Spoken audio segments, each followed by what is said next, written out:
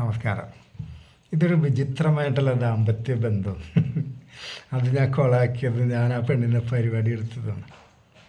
അത് കൊളാക്കേണ്ട കാര്യം തന്നെയായിരുന്നു. ഇത് ഫുള്ളായിട്ട് കേൾക്കുമ്പോൾ നിങ്ങൾക്ക് അത് മനസ്സിലാവും. ഈ പെണ്ണ് തന്നെ ഒരു 10 വയസ്സിനുള്ളതാണ്. പക്ഷേ ഒരേ നാട്ടുകാർ ഞങ്ങളൊക്കെ കണ്ടു വളർന്ന ആൾക്കാരാണ്. എല്ലാ ഹിസ്റ്ററിയും തമ്മിലൊക്കെ അറിയും, അങ്ങനത്തെ ആൾക്കാരാണ്. അപ്പോൾ അവളെ കല്യാണം കഴിച്ച് ഒരുത്തൻ അവിടെ ദത്ത് നിൽക്കുക എന്ന് പറഞ്ഞാൽ അവൻ വേറെ ആലപ്പുഴ ജില്ലക്കാരനാണ്. അവനിവിടെ ഫ്രണ്ട് കെട്ടി ആ വീട്ടിൽ താമസിക്കുക. എന്നിട്ട് ഈ കൂലിപ്പണി അങ്ങനത്തെ പണിക്കൊക്കെ പോവും. അന്നൊക്കെ തെങ്ങ് കയറാൻ പോകുന്ന ആൾക്കാരുടെ ഒപ്പമൊക്കെ പോകും, തേങ്ങ പെറുക്കി കൂട്ടാൻ, അങ്ങനത്തെ പണികളൊക്കെയാണ് അവനെ അറിയുള്ളൂ. കൈക്കോട്ട് വെത്താനൊന്നും അവനെ അറിയില്ല. അല്ലെങ്കിൽ പിന്നെ എന്തെങ്കിലും സാധനങ്ങൾ, ചുമട്ട് പണി, അതൊക്കെ ചെയ്യും, ലോക്കൽ പരിപാടികൾ. ഇത് നല്ലോണം വെള്ളമടിക്കും. എന്നിട്ട് ഇവൻ്റെ പരിപാടി എന്താണ്? സീട്ട് കളിയുണ്ട്, വെള്ളമടിയുണ്ട്, കഞ്ചാവുണ്ട്. രാത്രി ആയിക്കഴിഞ്ഞാൽ വെള്ളമെടുത്ത് വന്നിട്ട് വളരെ ക്രൂവലായിട്ട് സാധനമൊക്കെ വായി കൊടുക്കുക. എന്താ പറയുക, എനിക്കത് പറയാൻ തോന്നല്ല. എന്നും വായി കൊടുക്കും. പരിപാടിയൊന്നും എടുക്കുന്നില്ല, ഇവൻ്റെ സുഖം മാത്രം. ചിലപ്പോൾ വായിൽ വരുത്തും, അടിക്കും, ഇങ്ങനെയൊക്കെ പ്രശ്നങ്ങളാണ്. ഇപ്പോൾ ഒരു ദിവസം ഞാൻ ഇവളും കൂടി ഇങ്ങനെ ബസ് സ്റ്റോപ്പിൽ നിന്ന് ഇങ്ങനെ നടന്നു പോകുമ്പോൾ പോയത്. അപ്പോൾ ഞാൻ ഇവളോട് ഓരോ കാര്യങ്ങളൊക്കെ ചോദിച്ചു, എങ്ങനെയുണ്ട് നിൻ്റെ ഹസ്ബൻഡ്? അപ്പോൾ ഇവള് വലിയ താല്പര്യം കാണിക്കണില്ല. ഞങ്ങൾ തമ്മിൽ ചെറിയ പ്രശ്നമുണ്ട്. പ്രശ്നമാണ്, നിങ്ങൾ രണ്ടാളും പോണയൊക്കെ കണ്ട ഒരു കുഴപ്പമില്ലല്ലോ. അങ്ങനെയല്ല, അതൊക്കെ നാട്ടുകാരെ കാണിക്കാനാണ്. ഇവർ പള്ളിയിലൊക്കെ ഒപ്പം പോണയൊക്കെ ഞാൻ കാണലുണ്ട് ചില ദിവസമായി. അതൊക്കെ ജനങ്ങളെ കാണിക്കാനാണ്. അപ്പോൾ ഞാൻ പറഞ്ഞു, നീ അവിടെ നിൽക്കുക, ഏതായാലും പറഞ്ഞിട്ട് പോകും, പരിഹാരം ഉണ്ടാക്കാൻ പറ്റുമെന്ന് നോക്കണമല്ലോ. അതിൽ അവളവിടെ നിന്ന് ഇവൾക്ക് പറയാൻ കിട്ടണില്ല. ഇവള് വിതുമ്പിക്കരയ, പൊട്ടിക്കരഞ്ഞ. അപ്പോഴാണ് ഇവള് പറഞ്ഞ, എന്നും ഈ വായിൽ തരും, മുഖത്ത് മൂത്രമൊഴിക്കുക വരെ ചെയ്തിട്ടുണ്ട് ഇവൻ. അപ്പം അതിൻ്റെ മോളെ എന്നല്ലാണ്ട് വിളിക്കൂല. അപ്പം ഇവരുടെ അമ്മ ഉണ്ട്, അമ്മ പേടിച്ചിട്ട് മുണ്ടൂല. ഇവൻ വലിയൊരു റൗഡി മോഡലാണല്ലോ വീട്ടിൽ. അപ്പം നിന്നെ പരിപാടി എടുക്കലില്ലേ ചേച്ചി? എടുത്തിട്ടില്ല, എടുക്കാറുമില്ല. ആൾക്ക് ഇതൊക്കെയാണ് താല്പര്യം പറയും. അങ്ങനെയെങ്കിൽ ഇപ്പം എന്നെ അവനെ ഒഴിവാക്കിക്കൂടി ചേച്ചി. എങ്ങനെ ഒഴിവാക്കണം, എന്ത് പറഞ്ഞിട്ട് ഒഴിവാക്കണം? അപ്പം ഞാൻ അവളോട് ചോദിച്ചു, പിന്നെ വേണ്ട തല്ലും കൊണ്ട് ഇത് വായിൽ കഴിയുമ്പോൾ നീ ഇങ്ങനെ നരക ജീവിതം നയിക്കാനാണ് ഉദ്ദേശിക്കണത്? ഞാൻ പറഞ്ഞ പോലെ നീ ചെയ്യുക.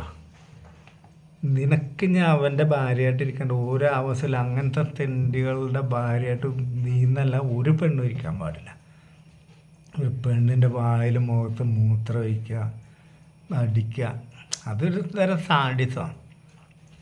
എന്താ ഞാൻ ചെയ്യേണ്ടത് വെച്ചാൽ ഞാൻ പറഞ്ഞ പോലെ നീ ചെയ്യണം. ഇന്ന് രാത്രി അവൻ വരുമ്പോൾ നിൻ്റെ അടുത്ത് ഇങ്ങനെയൊക്കെ ചെറിയ നായിൻ്റെ മോളെന്നൊക്കെ വിളിക്കുമ്പോൾ തന്നെ നീ മുളക് പൊടി കുറച്ചെടുത്ത് വെക്കണം. അവൻ്റെ കണ്ണിലേക്ക് എറിയാം. പിന്നെ അവന് കണ്ണ് കാണില്ല. ചിരഭാത്തടിയില്ല വീട്ടിൽ, തേങ്ങ ചിരണ്ടണം, അതെടുത്ത് അവനവൻ്റെ അടിക്കുക, അടിച്ച് ഇരപ്പാക്കുക. ബാക്കി എന്ത് വന്നാലും ഞാനായിട്ട് ഇതിൻ്റെ പേരൊരു കേസ് ഉണ്ടാവില്ല, ഒരു തേങ്ങ ഉണ്ടാവില്ല. അവൻ ഇവിടുന്ന് ഓടിക്കോളും പറഞ്ഞു. എനിക്കതിന് കഴിയില്ല അറിയാം. നിനക്കത് കഴിയണം, അല്ലെങ്കിൽ നിൻ്റെ ജീവിതം നരകതുല്യമായിട്ട് ഇങ്ങനെ കിടക്കും. പറഞ്ഞ് അവൾ അന്ന് ചെയ്യാൻ പറഞ്ഞു. അപ്പോൾ നൊലവിളി കേട്ടാൽ പിടിക്കാനും പിന്നെ ആശുപത്രിയിൽ കൊണ്ടുപോയൊക്കെ വേണ്ട. അപ്പോൾ ഞാനൊക്കെ ഒരു കരുതലിനുള്ള നിലക്ക് ആ പരിസരത്തൊക്കെ ഉണ്ട്. മുളക് പൊടി എറിഞ്ഞ് തല്ലുകൊണ്ട് ഏതൊരുത്തനും കരയുമല്ല. ഒരു നിലവിളി കേൾക്കല്ല. 11ആയി 12ആയി ഞാൻ പോന്നു. പിറ്റേ ദിവസം പകൽ ഇവളെ നല്ലോണം ചീത്ത പറഞ്ഞു. അപ്പോൾ അവൾ പറഞ്ഞു, എനിക്കത് ധൈര്യം വന്നില്ല, ഞാൻ അതൊക്കെ റെഡിയാക്കി വെച്ചതാണ്. അയാളെ കാണുമ്പോൾ കൈയും കാലും വിറക്കുകയാണ് പറഞ്ഞു. ഇന്ന് നീ അത് ചെയ്യണം, നിനക്കൊരു കൈയും കാലും വിറക്കൂല, നീ ധൈര്യമുള്ള പെണ്ണാണ്, എനിക്കറിയാം നിന്നെ. നീ വെറുതെ പേടിക്കണം, ഇങ്ങനത്തെ തെണ്ടികളെ പേടിച്ചൊന്നും ജീവിക്കാൻ പാടില്ല.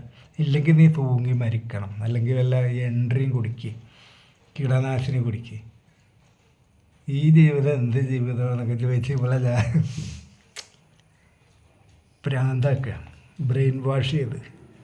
അന്ന് രാത്രി ഇവന് പെരുന്നാളായിരുന്നു.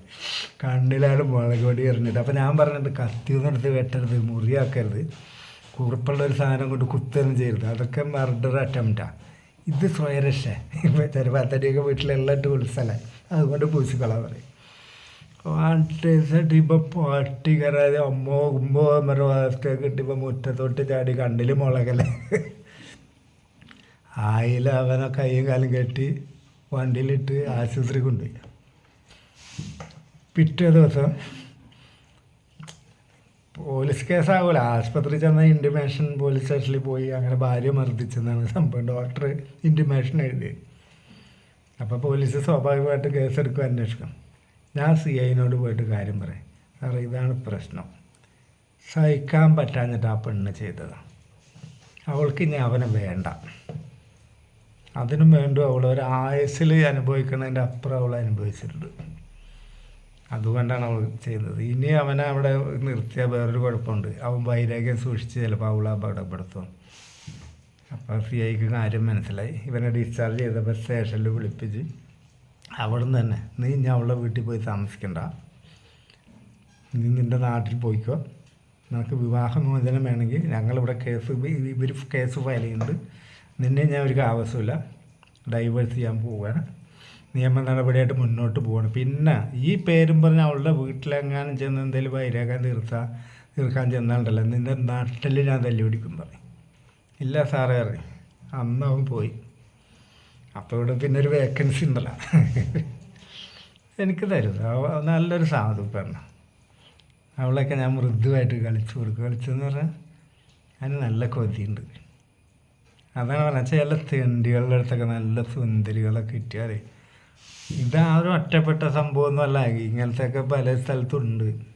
ചില സ്ത്രീകൾ മുണ്ടില്ല, സഹിച്ച് ജീവിക്കുക. അങ്ങനെ ഇവളുടെ വീട്ടിൽ ഞാൻ രാത്രി ചെന്നു. ഞാൻ പറഞ്ഞു, ഡയറക്റ്റായിട്ട് ചോദിച്ചു, ഏതായാലും നിനക്ക് ഇത് കിട്ടിയിട്ടില്ലല്ലോ, ഞാൻ വന്ന് ചെയ്തോട്ടെ, എനിക്ക് നിന്നെ നല്ല ഇഷ്ടമുണ്ടൊക്കെ പറഞ്ഞപ്പോൾ എനിക്ക് പേടിയാണ് പറയും. നീ ആരെയും പേടിക്കണം, ഒരു ജീവി അറിയാണ്ട് ഞാൻ വന്നോളും, എന്ത് വന്നാലും ഞാൻ ഏറ്റു പറയും. അന്ന് ഞാൻ പെണ്ണൊന്നും കിട്ടിയിട്ടില്ല. അപ്പോൾ എന്ത് വന്നാലും ഞാൻ ഏറ്റെന്ന് പറഞ്ഞപ്പോൾ അവൾ വിചാരിച്ച ഞാനിവിടെ കിട്ടുമെന്നാട്ടെ. ഇവളുടെ റൂമിൽ അവളുടെ അമ്മേനെ കണ്ടു. ഒന്നും അക്ഷരം വേണ്ടില്ല, അമ്മക്കറിയാം ഈ പെണ്ണിന് ഇത് ആവശ്യമാണ്. എന്നെ കണ്ടപ്പോൾ കയറി മോനെ അറിഞ്ഞു. ഞാൻ കയറി നല്ലടെ മുറിക്ക് പോയി. അപ്പോൾ ഇവളോട് ഞാൻ ചോദിച്ചാൽ അമ്മ കണ്ടല്ല പ്രശ്നമൊക്കെ. അമ്മ ഒന്നും പറയില്ല, ഞാൻ സന്തോഷിക്കണം, അമ്മക്ക് ഇഷ്ടമാണ് പറയും. ഞാൻ അവളെ പൂർണ്ണ നഗ്നയാക്കി നല്ലോണം കളിച്ച്.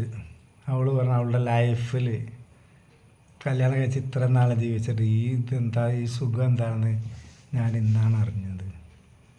ഞാൻ പറയാം നമുക്കിത് കണ്ടിന്യൂ ചെയ്യാം, ഞാനിവിടെ ഉള്ള സ്ഥലം കാലം നിനക്ക് പട്ടിണി കിടക്കേണ്ടി വരില്ല അറിയാം.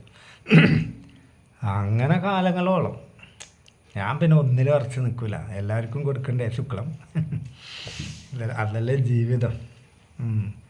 അങ്ങനെ കാലങ്ങൾ കഴിഞ്ഞു പോയി. ഇപ്പോൾ അവരൊന്നും കാണാറില്ല, ഉണ്ടോ ഇല്ല ഒന്നും അറിയില്ല. ഉണ്ടാവും, മരിച്ചാലൊക്കെ ഞാൻ അറിയും, കാരണം ആരെങ്കിലുമൊക്കെ വിളിച്ച് പറയും, കാരണം അകലെയാണ്. അല്ലെങ്കിൽ വാട്സപ്പൊക്കെ ഉണ്ടല്ലോ, ഗ്രൂപ്പിലൊക്കെ നാട്ടിലുള്ള ആൾക്കാരൊക്കെ ഉള്ള ഗ്രൂപ്പുണ്ട്, അതിൽ വരും. ഇതുവരെ പരലോകത്ത് പോയിട്ടില്ല, അതവിടെ ഉണ്ടാവും. അപ്പോൾ ഈ അടുത്ത വീഡിയോ നാളെ. നമസ്കാരം.